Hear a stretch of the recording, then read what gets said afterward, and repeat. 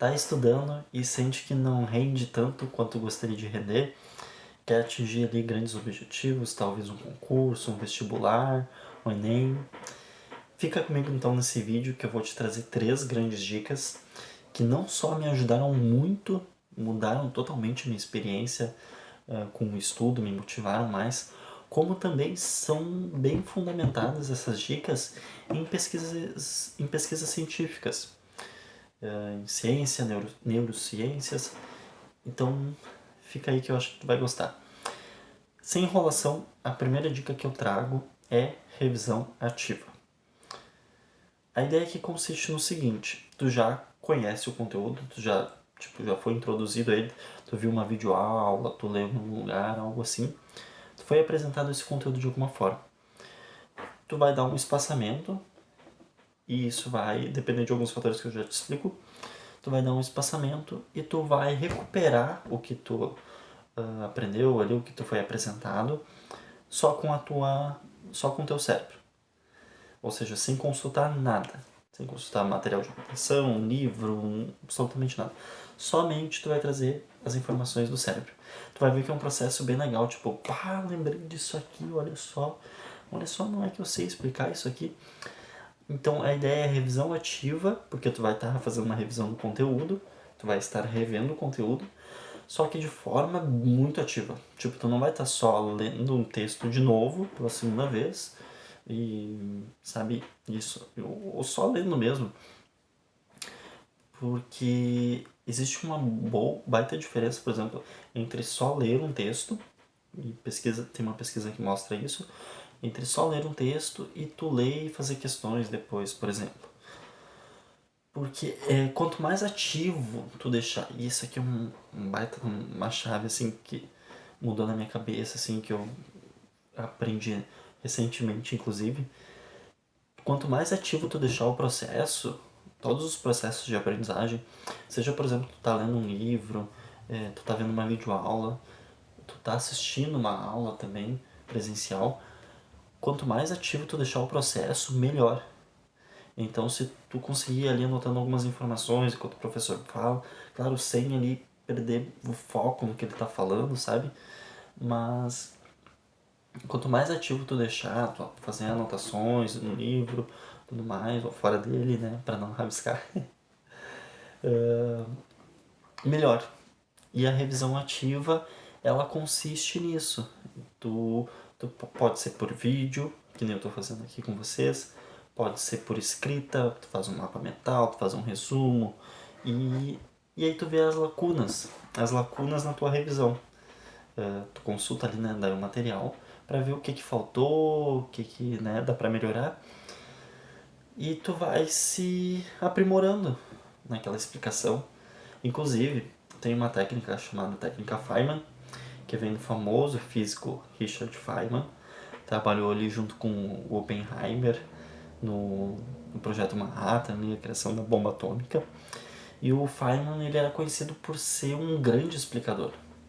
Ele conseguia explicar conceitos complexos para pessoas que não tinham um grau de instrução muito grande, sabe?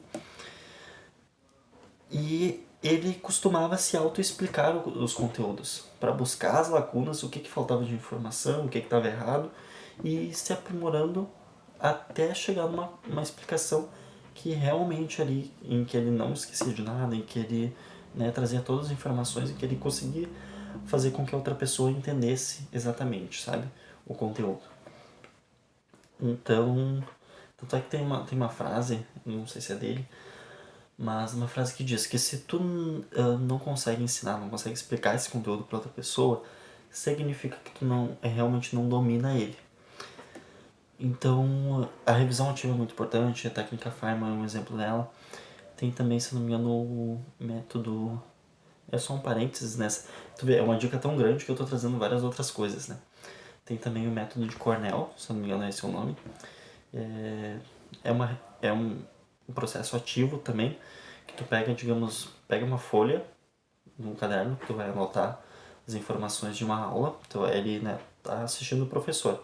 Para tornar esse processo mais ativo e não ficar de uma forma passiva só assistindo, tu pode dividir a folha em 3 partes, como tu achar melhor, assim. Pode ser 3 partes iguais, ou pode ser diferente, enfim. Uma parte tu vai fazer anotações ali sobre a aula, outra tu vai deixar uns questionamentos para procurar depois, e a outra parte... Bom, eu não lembro exatamente dessa técnica porque eu ainda não aplico ela, mas eu recomendo dar uma pesquisada, porque é mais uma maneira ali ativa, né, de daqui a pouco tu assistir uma aula, então vale muito a pena. Mas continuando na revisão ativa, e agora já engatando na segunda dica aqui que eu vou trazer para vocês, por exemplo, se tu vai fazer alguma prova que tenha redação. Redação também é uma forma ali de revisão ativa, então tu mobiliza conteúdos ali que tu já sabe, tudo, e usando só a memória, né? Então, a redação do Enem, por exemplo, ela tem um modelo específico, então é bom tu treinar com este modelo, usando vários temas, sem consulta, só pegando ali, fazendo a prática, né? E por que eu disse que engataria já na segunda dica?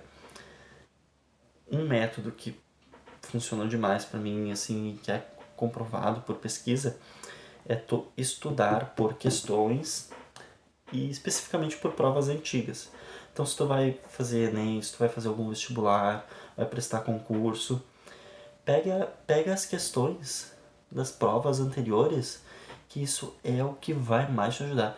Tu vai perceber que tu vai, pô, tô melhor do que eu pensava, sabe? Ou tu vai entender melhor o que falta de conteúdo, né, para aprender. Então é muito melhor do que só pegar, por exemplo, todo o conteúdo que o Enem cobra, por exemplo. Aí eu vou assistir vídeo aula de todos os conteúdos. Só que tu pode acabar, talvez, dedicando tempo a mais do que um conteúdo precisa e tudo, porque tu não sabe muito bem quantas questões vai cair de tal conteúdo, sabe? Tu até pode pesquisar essa informação, mas pro teu cérebro entender como é que funciona a lógica, para ele criar resistência, para ele entender o padrão, o melhor é fazer as provas antigas. Então, por exemplo, eu vou trazer uma plataforma que me ajudou demais, eu descobri ela recentemente e, nossa, mudou totalmente a minha relação com o estudo, me deixou mais motivado, que foi o Mac Enem. É um simulador do governo, ali criado pelo Ministério da Educação e Cultura, e tu pode fazer simulados, simuladões também. Eu já fiz um simulado ali com 48 questões, tem uns simulados menores ali com 3 questões também, que tu vai ali, né, testando tuas habilidades e competências. E é muito útil, assim, para tu ver o teu progresso. Então, por exemplo, eu já percebi que linguagens e humanidades, assim, para mim são áreas muito tranquilas. Dá para fazer redação também nesse site, mas eu tenho que focar meus estudos em ciências da natureza e matemática. E a última dica que eu trago aqui para vocês é o ciclo ultradiano. Eu já utilizei muito a técnica Pomodoro, talvez tu já tenha escutado falar sobre, que consiste ali tu dividir o tempo de estudo em, por exemplo, vamos supor, uma sessão de estudos, 25 minutos, 30, e aí tu descansa 5 ou 10 minutos. E aí tu repete esse processo algumas vezes, estuda ali. Só que, repara uma coisa, vai ter dias que tu vai estar mais produtivo, e vão ter dias que a gente vai estar menos produtivo. Então não faz muito sentido tu deixar o mesmo tempo nesses dias diferentes, sabe? O que faz mais sentido é tu deixar um estado de flow. O estado de flow, inclusive, ele é estudado pela ciência, assim, tem um pesquisador, que eu não vou lembrar o nome agora, que já caracterizou o que é o estado de flow. Mas o ciclo ultradiano, então, ele ali é um tempo de foco maior, ele pode ser 60, 90 minutos mais ou menos, em que tu está ali focado no estudo. E pode ser ali, tu vai ficar 60 minutos de foco. Imagina, se tu fosse usar a técnica Pomodoro, tu ficaria 30 minutos se tu cortaria esse foco no meio. Então, tipo, pô, tu certo que tá focado, consegue ficar mais tempo, mas tu vai ali e quebra isso, sabe? É meio complicado, por que não aproveitar esse potencial, sabe? Então a ideia do ciclo ultradiano é tu ir até o teu estado de flow acabar. Até tu, pô, sei lá, tu tá no meio do estudo e daí tu lembra de olhar a hora. Bah, será? Eu acho que já tô ficando cansado, sabe? Pô, que horas são? São dicas ali, tu vai percebendo que a tua atenção tá se esvaindo um pouquinho, que tu tá dispersando, sabe? Então é sinal de que aí sim tu tem que descansar. E é um descanso de verdade. É um descanso com hipoestimulação, ou seja, pouca estimulação. Tu não vai descansar rolando feed, porque é muita informação. Tu não vai descansar vendo notícia, porque é muita coisa. Tu tem que fazer tarefas que não que sejam pouco estimulantes, sabe? Então, lavar uma louça, dobrar uma roupa. Eu, inclusive, aproveito para fazer isso nesses momentos. Eu pego, né, estudo ali, aí quando eu quero descansar, eu vou e pego, organizo alguma coisa pendente, sabe? E é isso. Então essas foram as principais dicas, eu espero que vocês tenham gostado do vídeo. Se gostou, se inscreve no canal, curta, comenta, compartilha. E se tiver mais alguma dica de estudo aí, pode colocar nos comentários. Até a próxima. Tchau, tchau.